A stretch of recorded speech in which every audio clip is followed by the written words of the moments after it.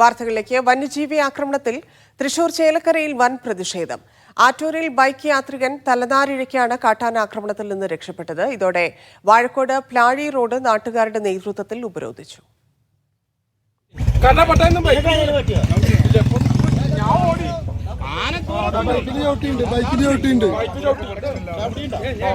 ബൈക്കിൽ കടപെടുന്ന ഞാൻ ഓടുമ്പോ ബൈക്കിൽ നിന്ന് ഇങ്ങനെ കടപെട്ടെന്നുള്ള സൗണ്ട് ബൈക്ക് വിടണ്ടായിരുന്നല്ലേ ഇവിടുന്ന് ഓടിയത്. നടരാജ് പരശുരാം ചേരുന്നു. നടരാജ്, വിവരങ്ങൾ. ആറ്റൂരിൽ ബൈക്ക് യാത്രികന് നേരെയാണ് കാട്ടാന പാഞ്ഞെടുത്തത്. ചേലക്കരയിൽ കഴിഞ്ഞ കുറെ ദിവസങ്ങളിലായി വലിയ രീതിയിൽ മനുഷ്യ വന്യജീവി സംഘർഷം ഉണ്ടാവുന്നുണ്ട്. ആനയുടെ ആക്രമണം പല ഭാഗത്തും നടക്കുന്നുണ്ട്. പലപ്പോഴും കൃഷി നശിപ്പിക്കുന്ന സാഹചര്യമൊക്കെ തന്നെ ഉണ്ടായിരുന്നു. ഇന്ന് ബൈക്ക് യാത്രികന് നേരെ കാട്ടാന പാഞ്ഞെടുക്കുകയായിരുന്നു. അയാൾ ബൈക്ക് ഉപയോഗിച്ച് ഓടി രക്ഷപ്പെട്ടു. തുടർന്ന് വാഴക്കോട് പ്ലാഴി റോഡ് നാട്ടുകാരുടെ നേതൃത്വത്തിൽ ഉപരോധിച്ചു.